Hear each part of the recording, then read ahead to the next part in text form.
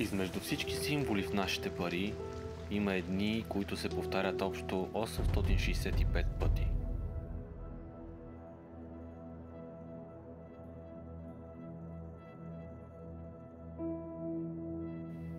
Но това не им пречи и да са най-мистериозните знаци върху българските левове.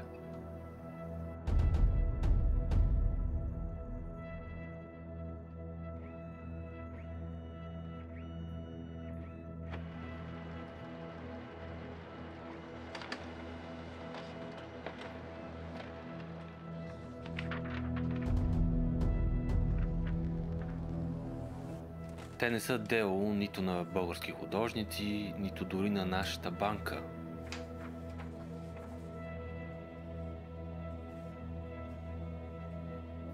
Какво е тяхното предназначение и има ли скрит код в тези изображения е истинска загадка.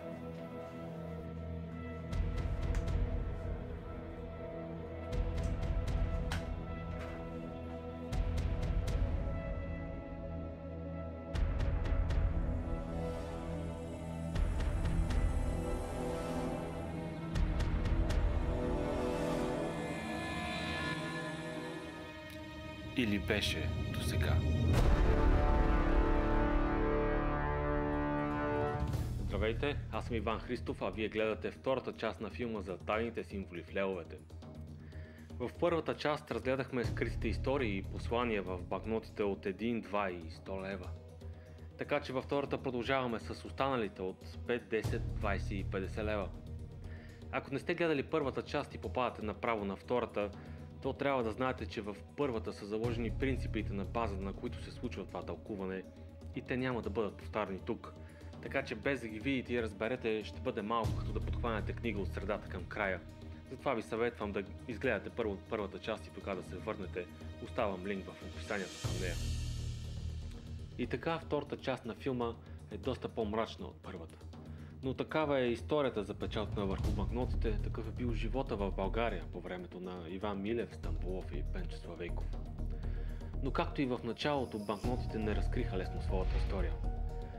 Този път проблемите не идваха обаче от страна на липсваща информация, ами обратното, на хилядите страници, които трябваше да прочета и анализирам.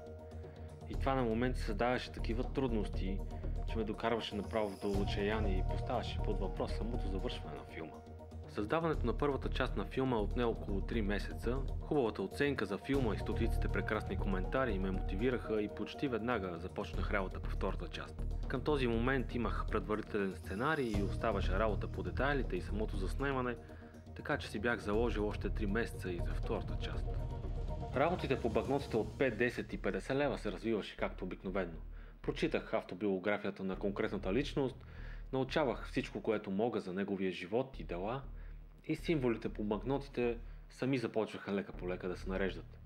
Когато стигнах до банкнотата от 20 лева с Стефан Стамболов обаче, започнах да буксувам.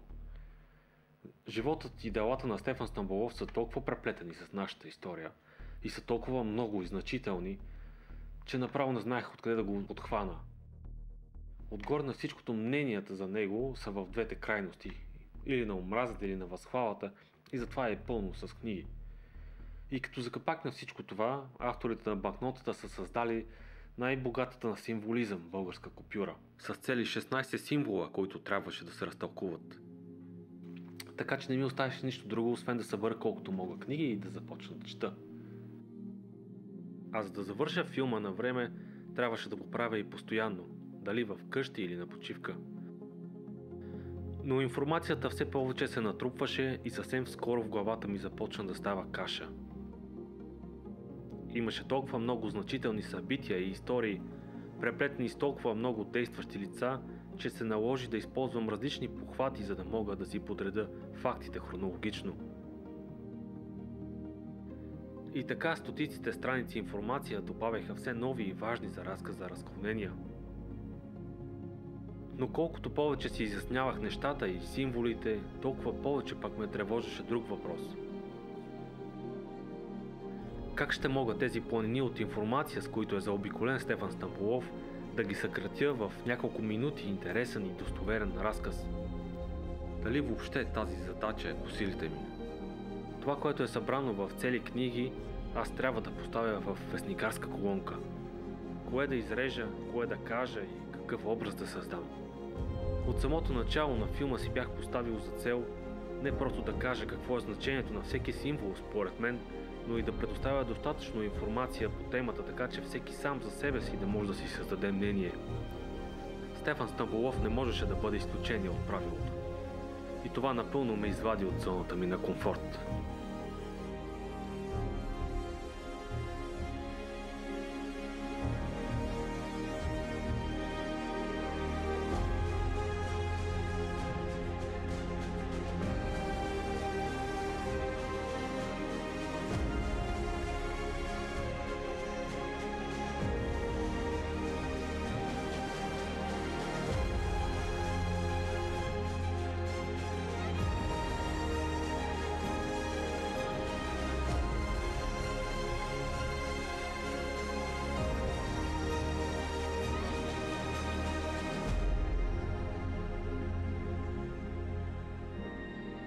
Но като оставим това на страна, след няколко седмици допълнителен труд, работата беше свършена и сценария написан. Тогава обаче се показа следващия голям проблем. И той беше такъв, че можеше да обезмисли цялата ми работа до момента. Един символ от гърба на банкнотата от 20 лева все още криеше тайната си. Бях го оставил за накрая с надеждата, че все ще се покаже някъде, докато чета за Стамболов, но това така и не се случи. Това колело с крила и светкавици просто нямаше намиране. Първоначално го търсех из нашите железници, но там не намерих нищо, въпреки че има визуална някаква връзка с тях. А след това започнах и навсякъде другаде, но резултат нямаше. В интернет пишеше, че е било масонски символ. Такива бяха и предположенията на различните хора, с които разговарях по музеите в София и Търново. Но проблема беше, че съм чел достатъчно за масоните, за да знам, че в този символ няма никакъв зачатък на масонски елемент. И въпреки това търсех в тази посока.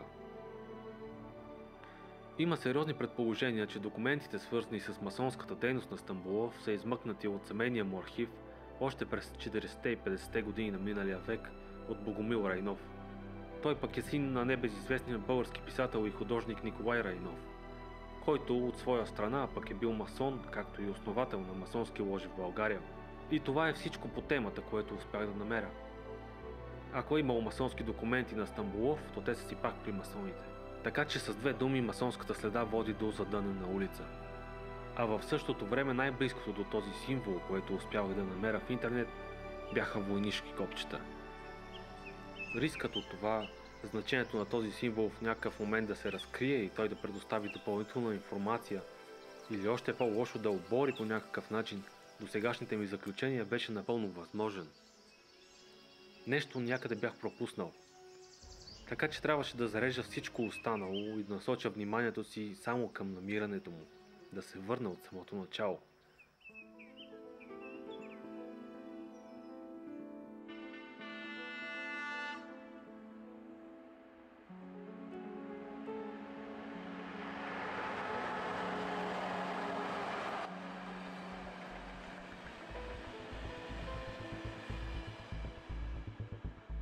Единственото хубаво нещо беше, че поне знаех откъде точно да започна.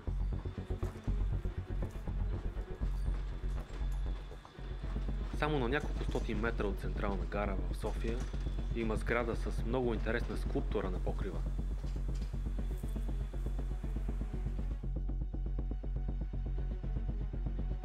Колело с крила. Научих също така, че в същата сграда имало и библиотека на Български държавни железници.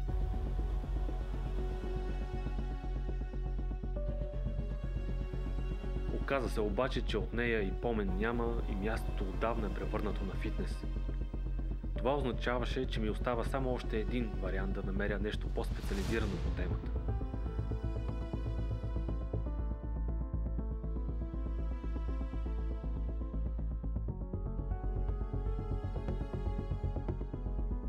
Училищната библиотека на ПЖИ-то.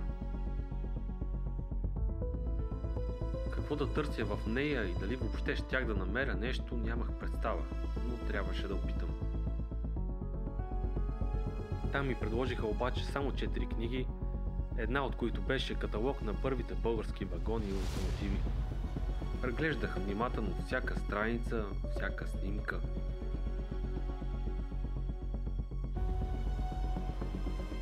И тогава забелязах нещо много интересно. Поредното колело с крила, наподобяващо на това, което търся.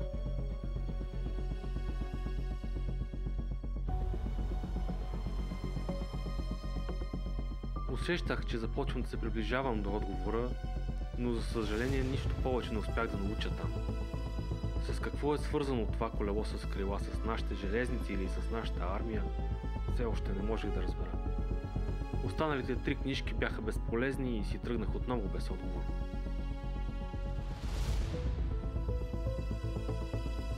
На излизане от библиотеката обаче бях сигурен в едно нещо. Или ще покажа неоспоримо доказателство за значението и произхода на този символ, или повече дума няма да отбеля за него. И така първата част на филма завърши с трагичната смърт на Алеко Константинов, отбелязана с символите на банкнотата от 100 лева. Но в годината, в която умира Алеко, пък се ражда следващия ни герой. Иван Милев, образа от Петолевката. Така че продължаваме с него. На гърба на Петолевката има няколко образа, които будат възмущение у хората. На първо място това е изображение на бебе, а зад него седи нещо като образ на октопод, който се опитва да го обгърне с пипалата си. Вдясно от тях пък е нарисувана според данните в интернет бременна жена, около гърлото на която седи сърп. А малко по-надолу в десния ъгъл пък има 3 фигури, които са сякаш на погребение и държат свещ в ръка. И наистина мрачна е картината, която рисуват тези символи, но нека да задълбаем малко повече и да видим какво всъщност представляват те и най-важното, каква история се опитват да ни разкажат. Както разбрахте от Алеко в първата част на филма, на гърба на банкнотите нашите автори залагат символи, които са свързани с смъртта на нашите герои. Иван Милев не е изключение от това правило, така че нека да разгледаме годините, в които той живее и начина, по който напуска този свят. Иван Милев се ражда през 1897 година в Казанлък и умира през 1927, още не навършил 30 години. Това са едни от най-трудните и драматични години за България след освобождението. Това е така, защото се водят 3 последователни войни – Балканската, Междусъюзническата и Първата световна, в която взема участие и Иван Милев като художник на фронта. В тях България дава 200 000 убити, а 300 000 са осъкатени за цял живот. Стотици хиляди жени остават вдовици, деца сираци. На този фон Иван Милев се бори със собствената си мизерия и бедност, която ще го преследва почти през целия му кратък живот. Но докато няма пари за обувки, дори и ходи с дървени налъми, то за рисуване и бои успява да намери. И така чувствителната му душа и ловкото му майсторство запечатват в изключителни шедьоври драматичните моменти от тези години, а освен това и нашите предания, легенди и обреди.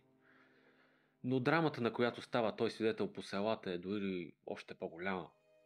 Всяко село е загубило по 40-50 човека в тези войни и почти на всяка порта и врата виси некролог.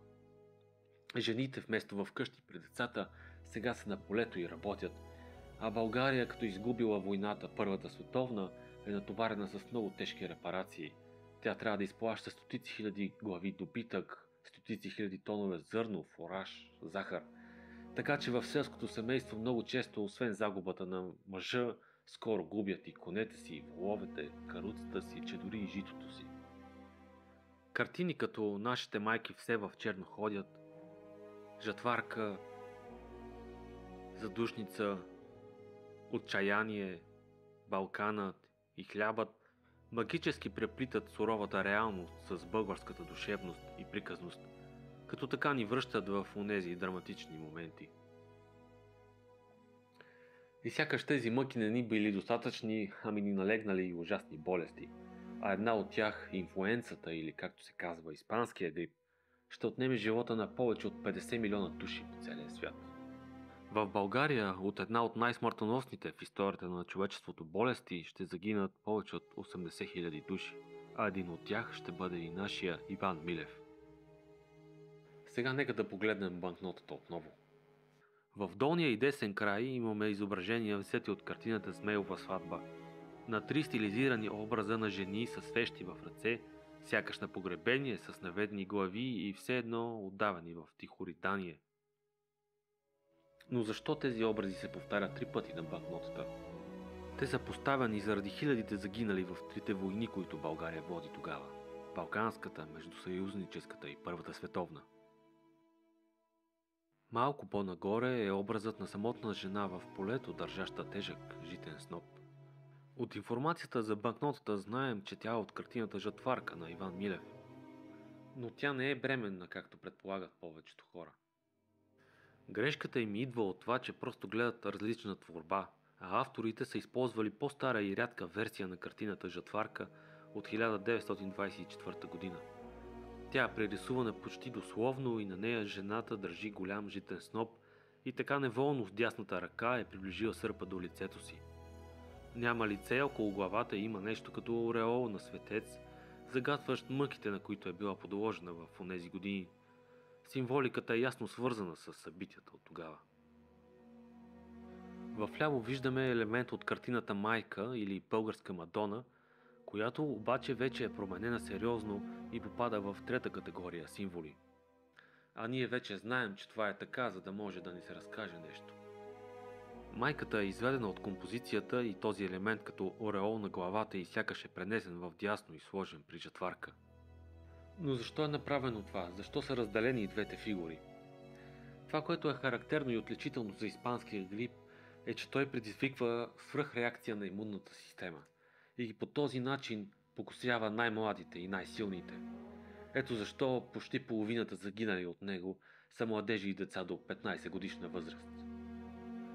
Но как да изобразиш глобална пандемия, която е затрила 3% от световното население, предимно младежи и деца, както и нашия Иван Милев? Отговорът е пред вас в тази мрачна композиция, в която наистина сякаш пипалата на пандемията прибират невръстното дете. Разбира се, това е само моето предположение за тълкуването на тези символи тук. Всеки сам може да си направи проучване и да търси други отговори и обяснения, но е факт, че историята и събитията от тези години пасват много добре на построената композиция от картини на художника тук. И е важно, когато ги тълкуваме, да не забравяме каква е тяхната основна цел. А тя не е да създава конспирации, а да разказва за историята, за нашата история в тези години. Така че точно това мисля, че е посланието на авторите. Това беше мрачната история за Иван Милев, но и за България, запечатана от тези години на банкнотата от 5 лева. Но сега да преминем към друга банкнота, посветена на науката, в която няма нищо мрачно. Банкнотата от 10 лева. Това, че няма мрачни символи в банкнотата от 10 лева, първоначално ми се видя много странно, имайки предвид, че Петър Берон го застига ужасяваща смърт. Той е удушен от двама души в собственото си легло, които се опитват да се докопат до неговото наследство, което в онези години е било значително. Но колкото и да гледах гърба на банкнотата, не намерих нищо, което да подсказва за това събитие. И не можех да разбера защо се различава тази банкнота от останалите. Но после се сетих, че тази купюра е директно прекопирана от една по-стара такава, тази от 10 000 лева. Ако си спомняте банкнотата, тя е точно копия на тази. И като такава е направена доста по-рано от тези, които са пред мен, и може би просто в различен стил. На гърба на банкнотата в долния десен ъгъл се вижда диаграма на фазите на Венера. Над нея извадка от рода на Петър Берон, небесна физика, отнася се най-вероятно към иновативен вариант на вълновата теория, и то писана още 10 години преди да се роди Айнщайн. Над нея имаме стилизиран модел на армиларна сфера, която теоретично показва движението на небесни тела. Вляво от него е картина на личния телескоп на Петър Берон, а над него изображение на секстант.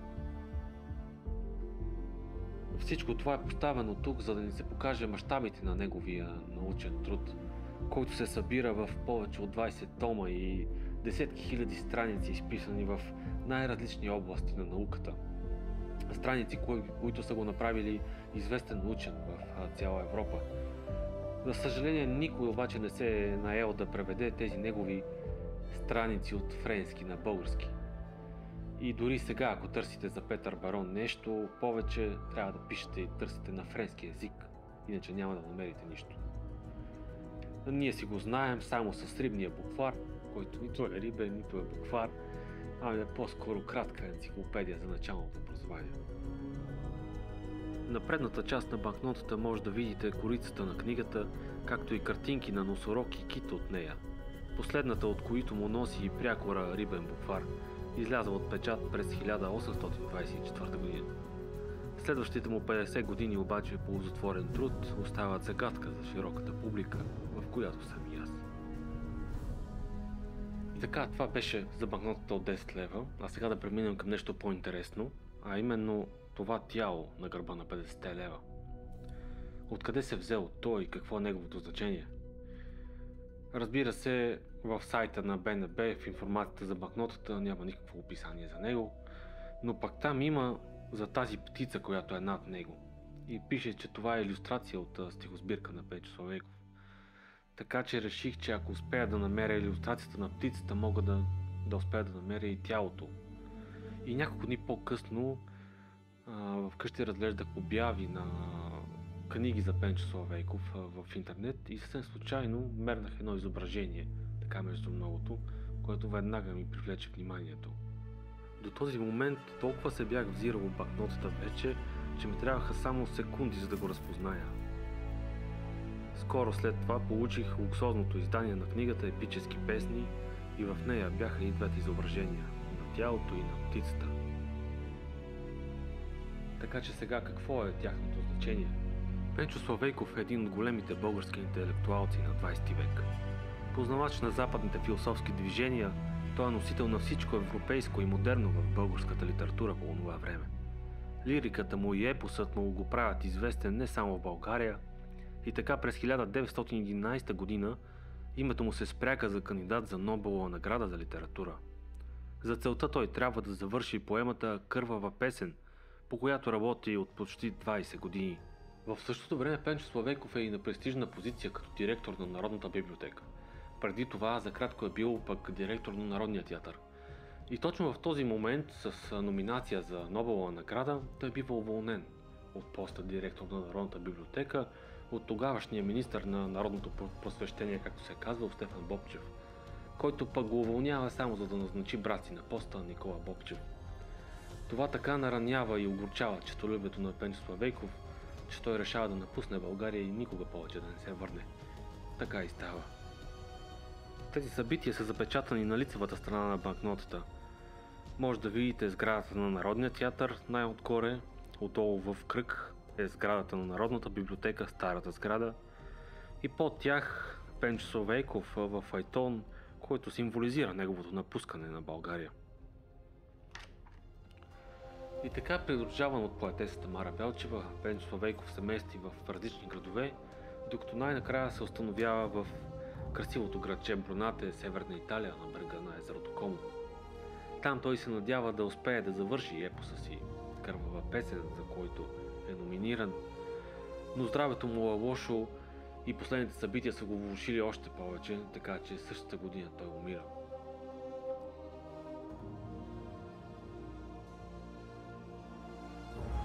А с това умира и шанса му за Нобелова награда, тъй като тя се връчва само на жив човек. Направих справка в най-различни източници какво е значението на тяло, обърнато надолу с главата, и в общи линии отговорът е такъв. Това е символ на провал, на успех, крах или загуба. Тази интерпретация може да бъде свързана с загуба на работа, бизнес или лични отношения. Фигурата на падащ човек може да символизира също така отчаяние, безнадежност и депресия, а главата, насочена надолу, символизира негативни мисли и емоции.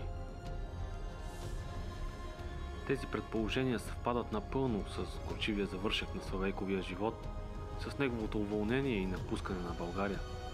А ако погледнем главата и разположението на косата отблизо, както и синият цвят, който е по-тъмен надолу, може спокойно да направим заключението, че тялото не се издига, въпреки че сякаш го носи птица, ами напротив, потъва в дълбоките води на езерото Комо.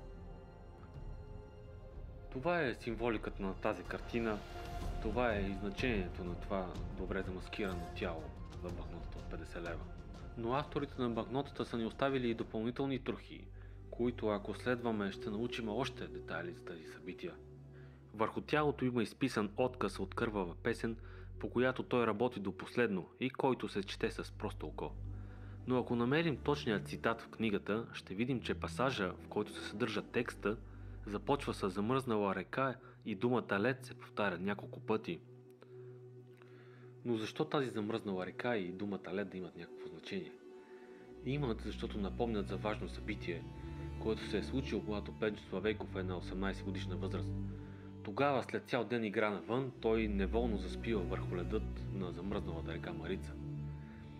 Когато се буди часове по-късно, вече е неизлечимо болен. Има частична парализа, говори бавно, трудно и до края на живота си ще ходи с бастун. И именно влошаването на това заболяване, което е започнало върху леда на Марица, ще сложи край на неговия живот до езерото Комо. Там, на стените на къщата, в която е живял, се намира и неговата паметна плоча, формата на която не случайно е много близка до визията на медала за Нобелова награда за литература. Препратки за което виждаме и на банкнотата във формата на този бронзов кръг. А над него текст от стихосбирката Сън за щастие. И като споменах този бронзов кръг, нека ви разкажа за едни други малки кръгчета, които са изпъстрили нашите банкноти. Какво мога да ви кажа за тези мистериозни точки, с които започна филма?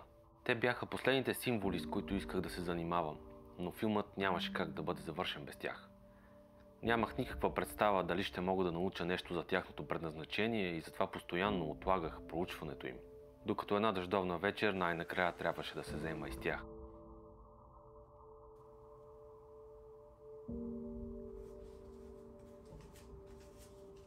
Тези точки се нареждат в категорията на защитните знаци, но за съжаление не присъстват в иначе подробния каталог на банката.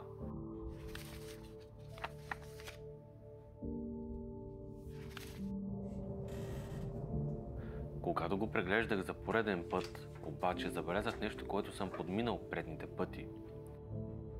А именно патентованата защитна система Verify, която съм пропуснал да проверя.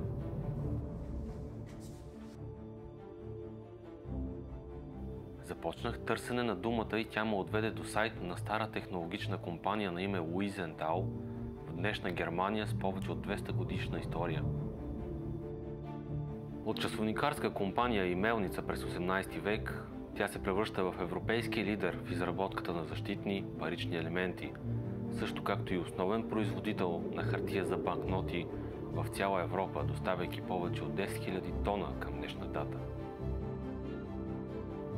Но какво общо има тази компания с българския лев и защо ви го разказвам?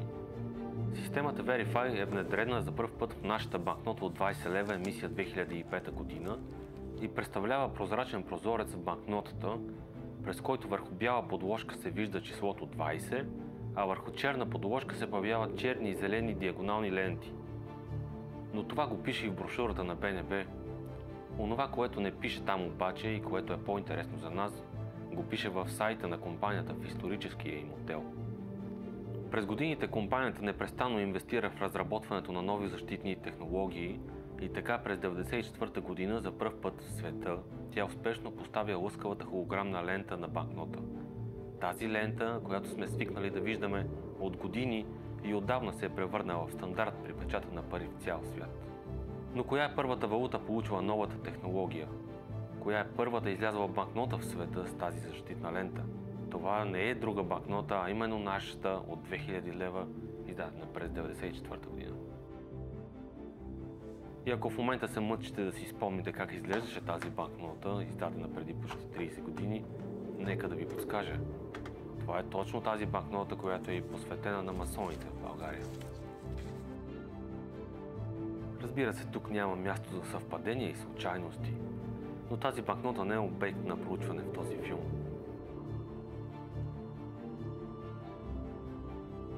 Разказах ви тази история, защото е интересна от една страна и от друга, защото по това време на моето разследване започнах да се чудя дали въпросните точки нямат масонски привкус.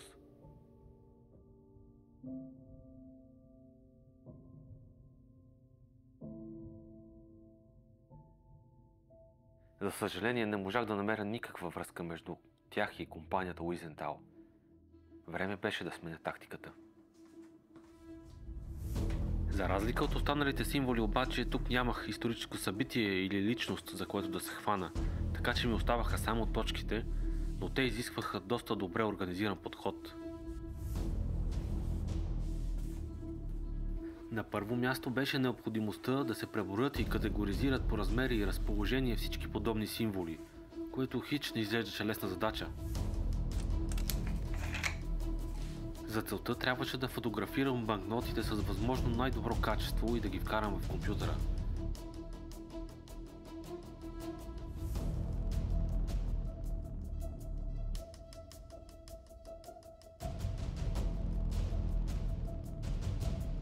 На моменти това се оказваше проблем, защото софтуера ми разпознаваше парите и се налагаха допълнителни манипулации на изображенията, за да мога да го излъжа. След това трябваше да маркирам и внимателно да изолирам всички точки от предната и задната страна на банкнотите.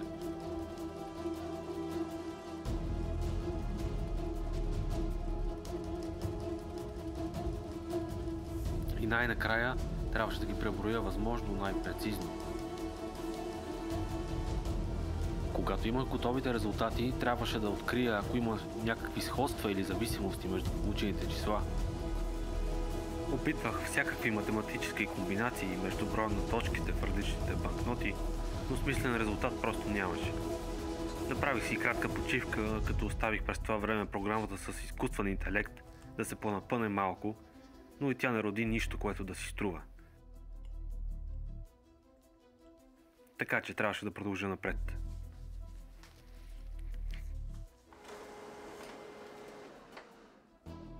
Така че, щом не намирах информация в числовите изрази на точките, може би щях да намеря такава, ако анализирам геометричните им форми. Разпечатах изолираните точки на всички банкноти отпред и отзад и започнах внимателно да ги разглеждам. Направи ми впечатление, че има групи от по две точки, които се повтаряха 3 пъти. Тогава реших да наложа точките от 1 лев върху точките от 2 лева.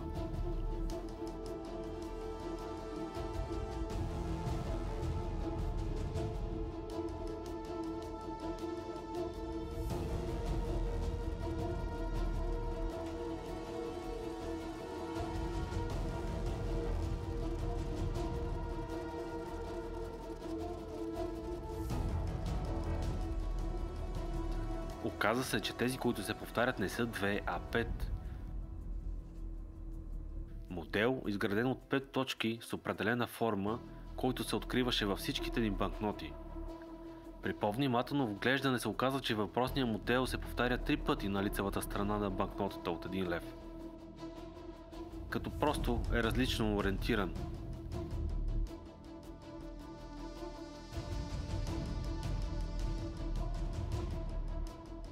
Оказа се също и, че 90% от всички точки в банкнотите са просто повторение на този модел.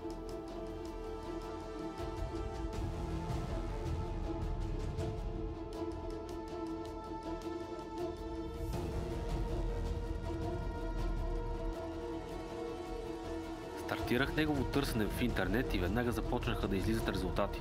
Разбира се, официална информация по темата напълно липсва, но хората, които са ги изучавали, ги наричат пълнички, а моделите, създадени от тях, са съзвездия. Освен това, което разгледахме на 1 лев, се откроява и второ такова съзвездие, отново от 5 точки, но в различна форма. Аз го открих на 2 лева и на банкнотата от 20 лева.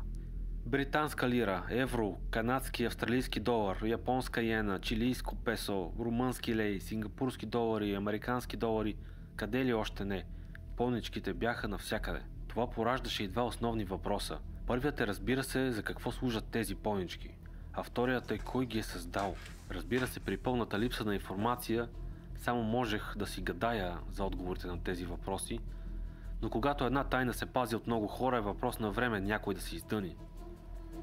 За наш късмет това го прави Индийската централна банка през 2005 година, която в едно от обичайните си изявления споменава за малки жълти кръгчета, които имат антифотокопирна функция.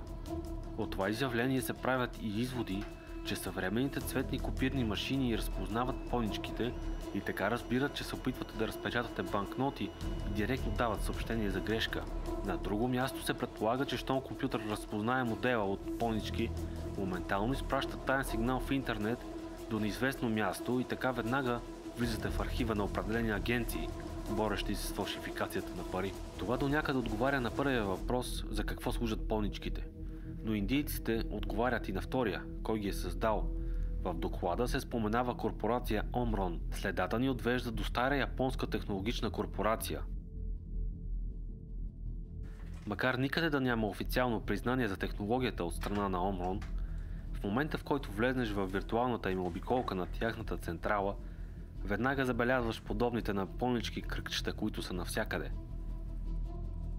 Понички, които са досущ като тези върху лева.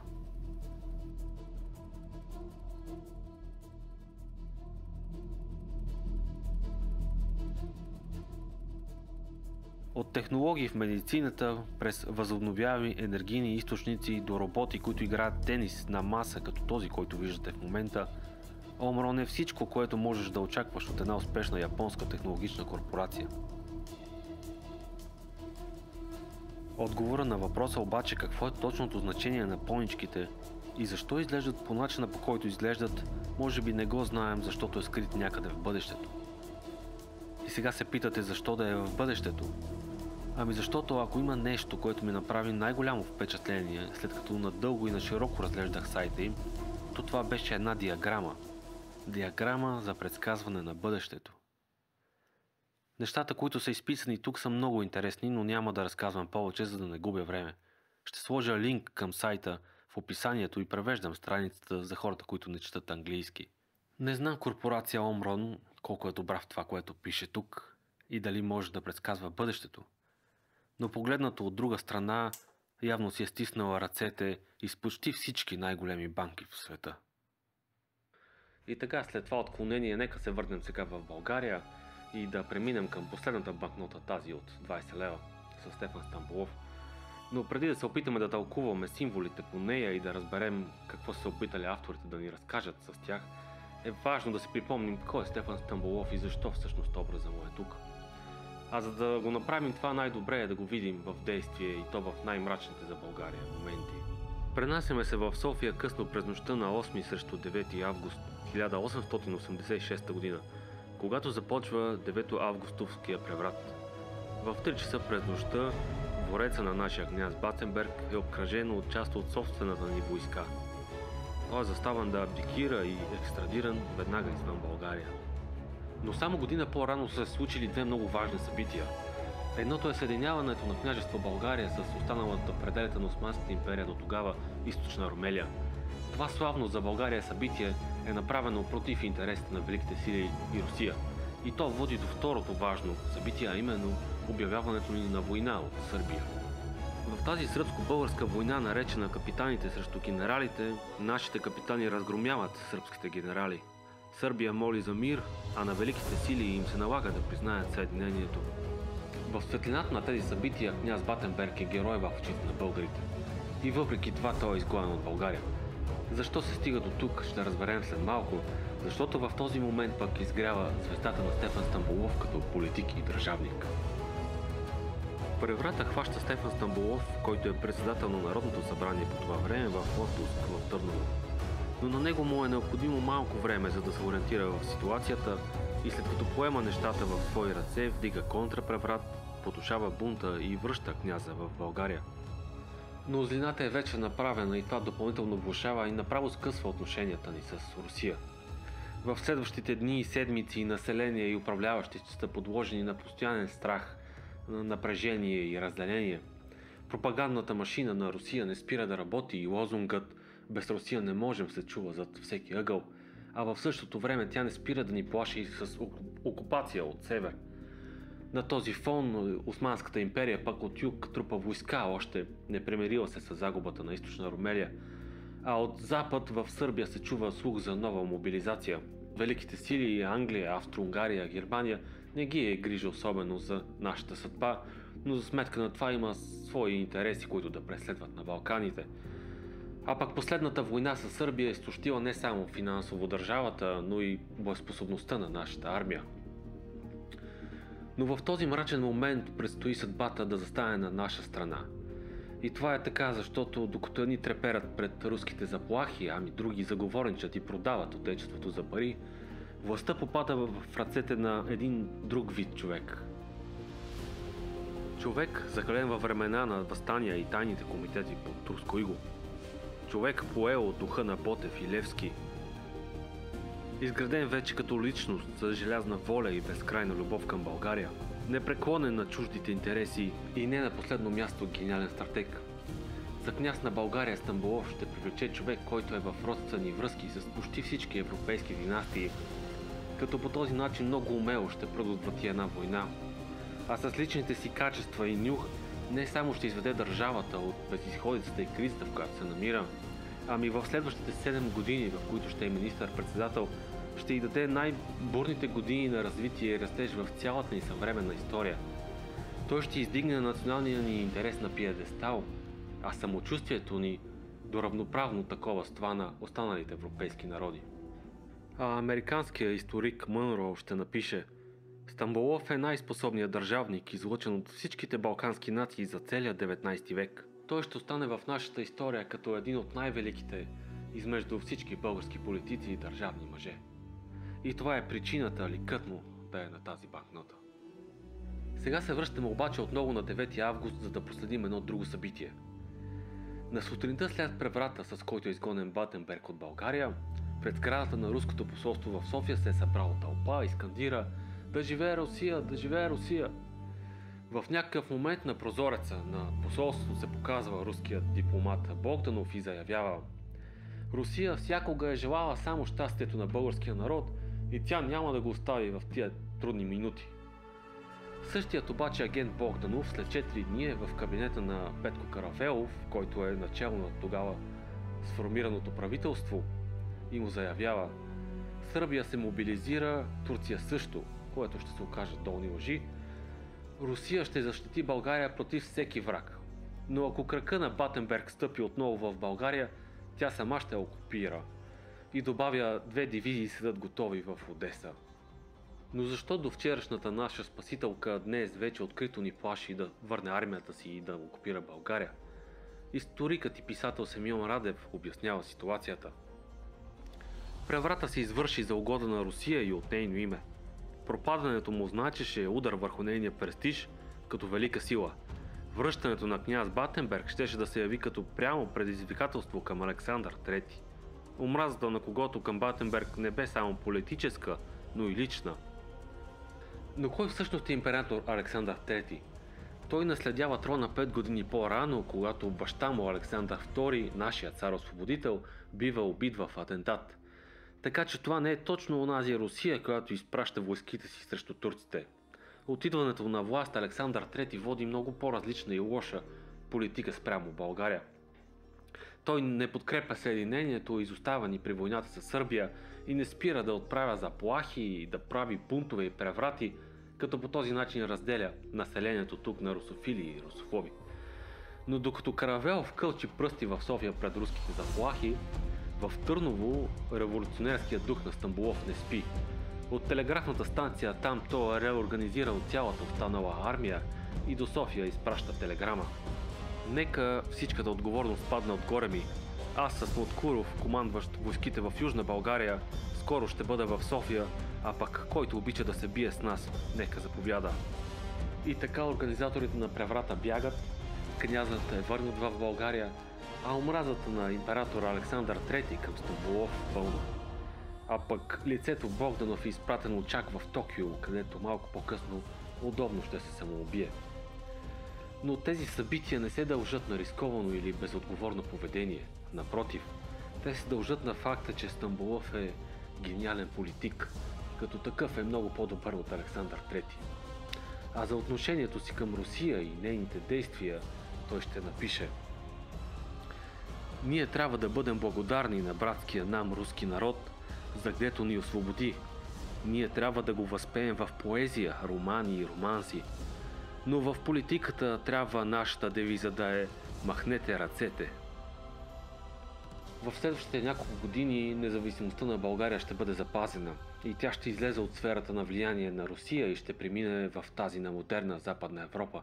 А пак Стефан Стамболов ще се превърне в враг номер 1 на руските интереси. На 12 септември, един месец след преврата, в България пристига генерал-майор Николай Калврас, който е изпратен лично от императора Александър III с много специална заповед. А тя е да смачка мечтата за независимост на българския народ и да го върне на правилния път на развитие, от който уж насилствено се е отклонил. За да разберем обаче на практика как трябва да се случи това нещо, трябва да прочетем една секретна заповед, която е разпратена от генерала веднага, щом пристига в България до всички руски агенти. А тя е, цитирам: "За да се поставят властите в затруднено положение, трябва да се положат всички усилия, щото между гарнизоните да настане разногласие и недоволство против настоящото правителство. Заради това имам честта най-покорно да ви помоля да благоволите да въздействате върху ума на българските офицери. Необходимите за това по ваше усмотрение разходи разрешавам ви да си набавяте от сумите на окупационния фонд, съхраняван в консулството." Тази заповед много добре илюстрира как в следващите дни, месеци, години с река от пари ще се създават русофили, партии, бунтове, преврати. Това ще е и вратата, от която ще излизат Стамболовите врагове, които той ще гони и затваря и разстрелва. И в такава атмосфера на пристанището във Видин с цялата си свита пристига един немски принц с 12 имена. Той е в родствена връзка с австрийския, германския, английския и белгийския двор и е значително богат. Облечен е в униформа на български генерал. По гърдите е окичен с ордени, но по пръстите и китките е накичен с гривни и пръстени от рубини и сапфири. А на главата е с бял калпак, над който стърчи 30 см бяло перо. Така съкратено Фердинанд Сакско-Бурготски е посрещнат от Стефан Стамболов с думите: "Да живее Негово царско величество княз Фердинанд I". След което заедно с личните лекари, готвачи, лакеи, камериери, браснари, секретари, съветници, адютанти и други, едва събрани в 14 коляски, потеглят към София. Години по-късно Стамболов ще признае, че е допуснал смъртоносна грешка с този си избор. Но към този момент той няма как да знае, че една година по-рано Фердинанд е бил в квартирата на същия този генерал Калврас, където ясно е заявил, че ако заеме мястото на Батенберг, на първо място ще се погрижи за отношенията с Русия. Но това така и не става и той е обявен за узурпатор от Александър III, тъй като е избран от Стамболовото правителство. И така в следващите няколко години суетният княз Фердинанд ще се задоволи да управлява без да е признат от великите сили и Русия, както и с това да бъде просто политическа пионка, с която Стамболов ще тушира надвисналите над България опасности. А пък Стамболов от своя страна ще брани живота и честта на княза с цената на всичко, разбирайки, че по този начин брани именно България. Но в съюза между двамата скоро ще се появят пукнатини, които ще доведат до едно срамно предателство и ужасен и драматичен край за нашия Стамболов. Но докато настъпи този край обаче, нашата България изживява истински бум. Икономически и технологично в сферата на образованието и армията тя се модернизира с нечувани темпове. С дейната ръка на Стамболов и връзките на Фердинанд в Европа са изтегляни първите държавни заеми и с тях се строят училища, гимназии, банки, болници, библиотеки, пощи, пристанища, създадени са първите акционерни застрахователни дружества, създадено е Пловдивското изложение. Построени са хиляди километри пътища, мостове, стотици километри ЖП линии и някои от най-значимите обществени сгради, като тази на Народното събрание, БАН, Централна гара, БНБ, както и е започнато изграждането на други ключови издания, като Народния театър, Духовната семинария, Военния клуб и други. Като съпоставка за мащабите на строителството тогава мога да дам интересен пример. За 7 години управление при Стамболов в България са построени 5300 км пътища, Не забравяйте, тогава е строено с лопати и каруци. За всички наши съвременни правителства от Иван Костов до сега, което са 26 години, са построени общо 1300 км пътища. Сами виждате разлика в мащабите. Разбира се, тук може да споменем само частица от нещата, които са направени тогава, но няма как да не се запитаме, ако Стамболов имаше не 7 години, ами 15 да строи, къде щяхме да бъдем сега? Но монетата, както се казва, винаги има две страни и Стефан Стамболов, като всички хора, ще претърпи своите метаморфози. В един мой любим филм се казва: или умираш като герой, или живееш достатъчно дълго, за да бъдеш намразен. Стамболов живее. Неговата твърда ръка, провокирана от постоянните опити за преврати и атентати, стига до крайности, когато смята, че брани българските интереси. Една известна негова фраза ясно представя тази идея. И за оплашката на дявола, ако трябва, ще се хвана, но ще изтегля България. И докато тази фраза рисува Стамболовия характер, то тя показва и цената. Нарушена демокрация и все повече врагове за Стамболов. И сега, след като представихме нашите герои в лицето на Стефан Стамболов, княз Фердинанд и руските интереси, както и събитията и развитието на България от тези години, нека да преминем към драматичния финал на нашия разказ. Годината е 1895 и Стамболов е свален от власт чрез интрига и подложен на постоянни репресии. В същото време на княза му се е родил вече син, наследник и династията му е подсигурена, а самия той пък е научил български и опознал хората. Затова вече не му е угодно да е в сянката на Стефан Стамболов и затова решава да го предаде на руските интереси, които само и това чакат. И така на 18 юли 1895 Стамболов е нападнат и разсечен в центъра на София посред бял ден от Михаил Ставрев и Боне Георгиев. Убийците му знаят, че носи метална ризница, затова се целят в главата и тя е разсечена от ятаган, а пък ръцете му са отрязани над китките, докато се опитва да се защити. В същия този момент княз Фердинанд, разбира се, удобно в чужбина, а пък в Русия, забележете, е изпратена делегация, която да търси помирение. Мисля, че символиката на тези събития е повече от ясна. Великите хора свършват мъченически и Стамболов е олицетворение на тази максима. Английският журналист Бима ще обобщи в биографията му: цяла Европа признава великите му заслуги и той стои на такъв пиедестал, защото никой от противниците му не може да достигне краката му.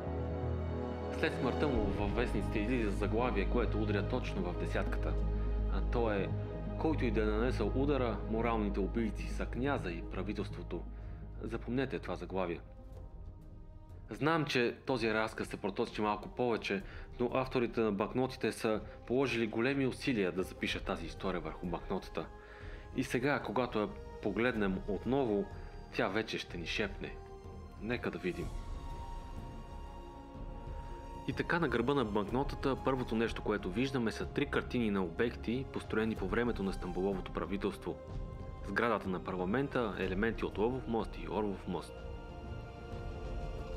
Но както казахме, размаха на строителството при Стамболов е огромно.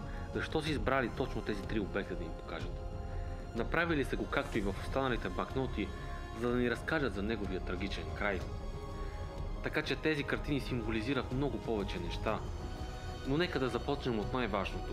Какво символизира този син лъв? Нека да разгледаме цветовете, защото те са много внимателно селектирани в тази банкнота, за да могат да ни ориентират в сложната композиция. Ликът на Стамболов е в същия син цвят, точно както на лъва. И тук няма никакво съмнение, че именно той символизира този лъв. Но ако Стамболов е в образа на синия лъв, то какво е значението на този кол тогава? Нека да се запитаме какво е значението на фразата да ти забият нож в гърба. Предателство, разбира се. И няма по-красноречива картина от тази на кол забит в гърба на лъва, за да ни разкажат за предателството на княза и на тогавашното правителство спрямо Стамболов. Малко по-нагоре виждаме още 2 елемента, наподобяващи кола в гърба на лъва, но те са без цвят и плътност. Те са сложени там, за да ни покажат конкретните виновници за това предателство. Единият сочи към сградата на парламента, символизираща политическия елит и властта, които ще оправдаят и освободят убийците на Стамболов. Другият символ обаче е по-интересен и завуалиран. В интернет навсякъде пише, че той сочи към вратата на парламента, но това не е така. Той показва един прикрит и замаскиран символ малко по-вляво. Нека го видим по-ясно на друга банкнота. Това са първите хартияни 20 лева, а символът сочи право в короната на първият след освобождението ни княжевски герб. Разбира се, това е за да ни се покаже участието на княза в предателството, който създава умела интрига, с която да принуди Стамболов да си подаде сам оставката. И така както е замаскиран самия герб, така е замаскирано и участието на княз Фердинанд в това събитие. Текста, който е изписан на преден план, е отказ от дневника на Стамболов, който е уникален с това, че сякаш е сбит преразказ на цялата тази история. Там четем: тая депеша ме много очуди. Стамболов не е подозирал, че Фердинанд ще приеме оставката му. През годините много пъти той си я подавал и княза винаги е отказвал да я приеме. И сега този път, когато я приема и Стамболов е свален от властта, това идва като шок за него. Не е ли дълг свещен за всеки български патриот да забрави за себе си и да гледа да спаси отечеството, даже и да се самопожертвува за доброто му? Нека сега пак погледнем герба под текста. Сега може вече да видите, че в този герб нещо липсва. В този герб на България го няма вече единия лъв. Това е защото той се е самопожертвал и е малко по-надолу, с кол в гърба. А какво е значението на орела от Орлов мост? Ако се загледаме в цветовете отново, ще видим, че цвета на кола и на орела са едни и същи. Но защо това е така? Историята ясно е показала, че физическите убийци са подготвени точно от руското правителство и именно руския интерес, в чието име става това предателство, символизира този орел. Малко по-рано Александър II утвърждава двуглавия орел за герб на Русия, така както за нас е лъва. И така нашата картина и история с всички лица, интереси и събития, запечатани на нея, вече е завършена. Както и обяснението на синия лъв с кол в гърба, вече е ясно, мисля, на всички. И сега, преди да преминем към лицевата част на банкнотата, нека за момент погледнем сайта на БНБ, новата емисия 20 лева от 2020 година.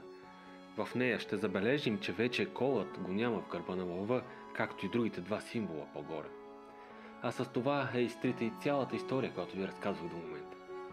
И сега сигурно се чудите защо е направено. Направено е поради две причини основно.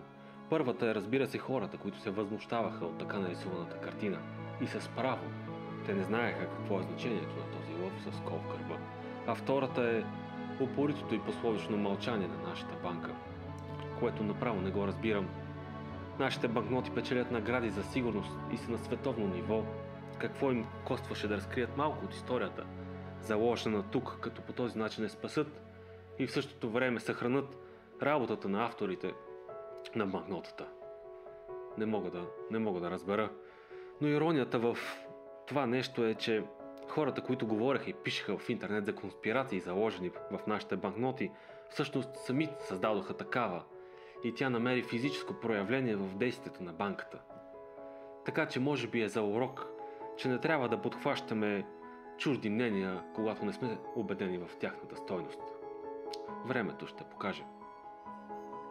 Нека погледнем сега лицевата страна на банкнотата. Там е изписана част от едно стихотворение, което се казва "На моите другари", излязло в стихосбирката "Песни и стихотворения" от Стефан Стамболов през 1877 година. Но това далеч не е неговото най-известно или най-добро произведение. Ето защо за мен смисъла и посланието на този текст не се състои толкова в показване на художествения талант на автора, колкото в предназначението на самия текст. Няколко години по-рано е обесен Васил Левски и сега Стефан Стамболов като негов заместник обикаля пътеките из Балкана, за да създава тайни комитети и да набира доброволци за априлското въстание. Винаги съм се чудил как и Стамболов, и Левски, и Ботев, как са успявали на тези тайни събирания да запалят искрата за безкрайната саможертва. Разбира се, това са били личности с невероятна харизма и дар слово, но дори и за тях не е било лесно и те са разбирали този проблем. Ето защо малко по-рано е създадена съвместна стихосбирка между Ботев и Стамболов, наречена точно така "Песни и стихотворения". Тези стихотворения, пристигащи по тайните канали заедно с оръжията, не са просто поезия. Те са истинските инструменти, с които е създавано едно въстание. Защото когато на тези събирания минат пламенните речи, прокламациите и апостолите си тръгнат, именно те остават у местното население, за да поддържат революционния му дух. Така че точно такова послание патриотично мисля, че носи този текст тук. Но тук има още едно послание, което е далеч по-очевидно. Няма как да не разпознаем тези графични елементи, които са точно като кола в кърпа на лъва, което разбира се означава, че между тях трябва да има връзка. 3 от тях, разположени сякаш случайно, всъщност посочват много конкретни неща. Първият сочи точно към думата «своите», загатваща по този начин, че именно своите са отговорни за това този кол да е в гърба на лъва. Вторият сочи точно към името на Стамболов и ни показва кой е в ролята на лъва, ако все още имаме някакви съмнения. И третия, който сочи към петата на лъва, където се крие и последицата от това убийство, а именно това, което ще е и Ахилесовата пета за България след него – слаби държавници. И наистина, ако погледнем годините след смъртта на Стамболов и войните, които предстоят на България и на Фердинанд, тези, за които говорихме при Иван Милев, ще видим, че решенията на княза ще вкарат България в национална катастрофа. А самия той ще бъде изгонен с абдикация от България и с забрана никога повече да не стъпва в нея. Няма как да не се запитаме какво би станало, ако беше жив Стамболов. Нека сега погледнем този печат на Комитет Единство и това прословото масонско ръкостискане на него. Комитетите Единство са създадени като благотворителна организация в помощ на българите в Македония от Стамболов и други хора веднага след решението на Берлинския конгрес. Ако погледнем в горната част, ще видим, че и в него има забит още един кол, досущ като този при лъва. От една страна това е така, защото физическите убийци на Стамболов са македонски дейци, които имат лична връжда към него и просто се явяват идеален инструмент за тази работа. А другата е, че скоро след убийството на Стамболов, комитетите Единство на практика спират да съществуват. А с това и Македонска област завинаги остава извън пределите на България. И така, масонско ли е това ръкостискане? Без съмнение, по времето на Стамболов е имало масонски ложи в България и е доказано, че за голяма част от обкръжението му са членували в такива. За революционерите трябва да е представлявало от огромен интерес способността на масонската ложа да действа инкогнито, както и да носи нови знания. И със сигурност онези, които са членували в такива ложи, са пренасяли практики в нашите тайни комитети в България или в чужбина. Ако погледнем енциклопедията, ще видим, че там пише, че така се поздравяват майсторите масони. Но масонски поздрав ли обаче е изобразен с това ръкостискане конкретно на нашата банкнота? Не мога да отговоря със сигурност на този въпрос, но вижте тези печати, които заснех в историческия ни музей. Тези печати са на наши училища още от 1869 година. А това са 11 години преди създаването на първата българска масонска ложа Балканска звезда, в която ще членуват Захари Стоянов, Александър Батенберг и много други. И така вече сме на финала в нашето пътешествие и тайните символи в българските левове. Докато снимах този филм, преминах през много трудности и изпитания. От чистото любопитство в началото до задънената улица, в която ме вкара то. После до намирането на отговорите и след това трудностите при заснемането. Всичко това беше като някакво личностно израстване за мен. Така че съм благодарен за всяка минута, която отделих в работа по него. Положих много усилия не само да разкажа онова, което научих за символите, но и да го направя визуално красиво и достатъчно емоционално. Така, както бих искал аз да ги видя. Надявам се да ви е харесал. И сега, преди да се разделим, една последна история, един последен символ.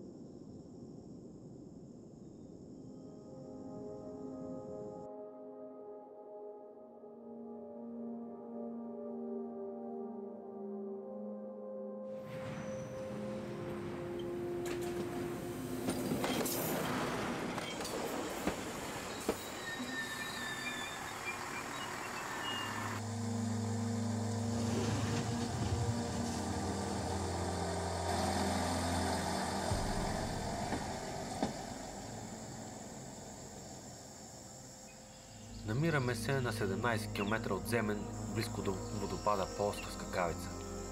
Тръгнали сме към едно мое любимо място и това е единственото такова, на което идвам с влак. Не защото обичам да пътувам с него, а защото просто няма автомобилен път. За съжаление за мен нашите железници отдавна изикват по-скоро негативни чувства и спомени на остарели и бавни влакове, мръсотия и рушащи цигари. Но се чудя какво ли е значила за местните хора тази гара, когато е била построена.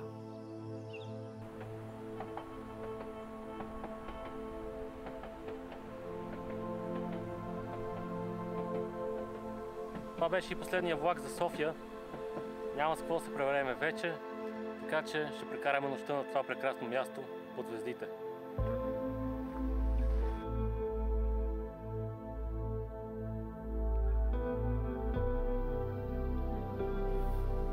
Тук, само на 2 км от гара Скакавица, река Струма издълбава красив меандър, а в средата му се издига живописен хълм, на върха на който седят останките на стара византийска крепост. На тази красива 360 градусова гледка сега е разпъната и нашата палатка под клоните на вековен дъб. Събираме дърва и се подготвяме за вечерта, а в далечината под нас се чува ехото на отминаващия влак. Нека сега да се върнем пак на разказа за нашите железници, този път обаче да го направим с 100 години назад. Време е, когато те са били синоним на съвсем различни неща. Неща като скорост, модернизация, престиж и лукс.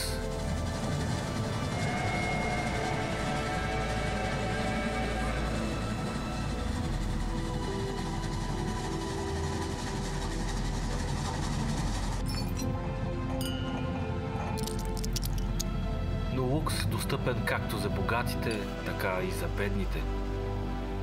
Години, в които малко и голямо се е събирало за откриването на всяка гара, а лентичката често е била прерязвана и от самия княз. България в началото на 19 век е била рамо до рамо с развитите европейски нации. Ориент експрес, който свързва изтока с запада, отдавна минава през София и Пловдив, а във вестник Таймс излизат статии за нашите железници. През 1889 година правителството на Стамболов приема закон за строителството на икономически важната за България ЖП отсечка Ямбол-Бургас. Тя ще позволи и на голяма част от вноса и износа за нашата страна, който до момента се пренася посредством цели керавани от каруци в посока гръцко пристанище, да минава вече през нашето такова Бургас. И то на значително по-ниска цена. За само 1 година и 13 дни са построени 110 км линии, изградени са десетки мостове и тунели и на 14 май 1890 година линията е готова и княз Фердинанд с министри от кабинета на Стамболов пътуват за тържественото й откриване в Бургас със специален влак, теглен от локомотивите Фердинанд и Средна гора. По повод завършването на линията са изсечени сребърни и бронзови медали за Ямбурския пионерен полк, които са били отговорни за строежа на линията. Сребърни са получили всички офицери от полка, а бронзовите са били за тези с по-нисък чин. Тези медали днес са изключителна рядкост и има значителна колекционерска стойност. И въпреки това аз успях да намеря един, за да ви го покажа и го нося тук с мен сега. На предната част е изобразен лика на княз Фердинанд, разбира се, но не това искам да ви покажа. Това, което искам да ви покажа е на гърба на медала. Там се крие символа, който издирвах 4 месеца и последното парченце от пъзела, без който не можех да си завърша филма.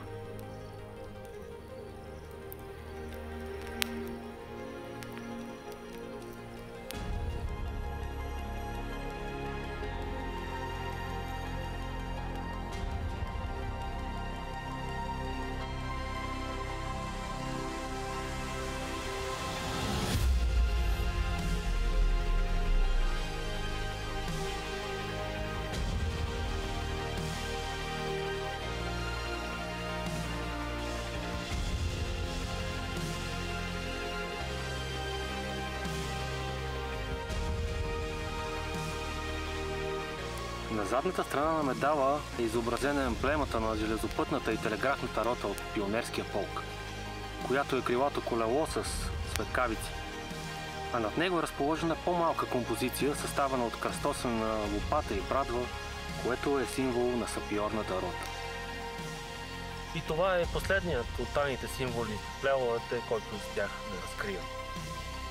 А тати, Да, това ли е краят на филма? да, това е краят, най-накрая. А ти помниш какво ми обеща, нали? Помня. Готов ли си? Да. Айде, давай.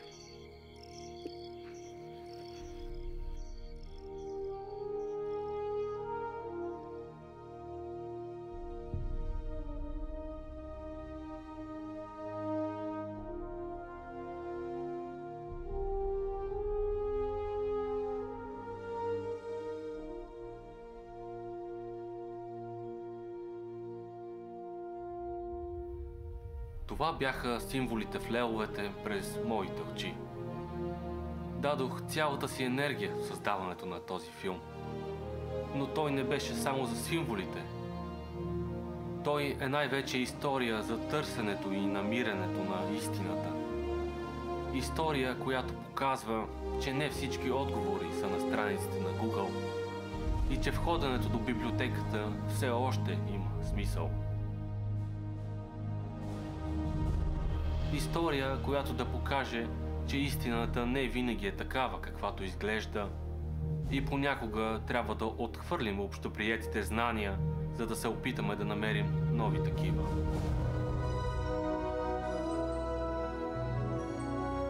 Но най-вече този филм беше едно вълнуващо приключение, както за мен, така и за моето дете. Приключение такова, каквото исках да създам за него, но в крайна сметка промени мен.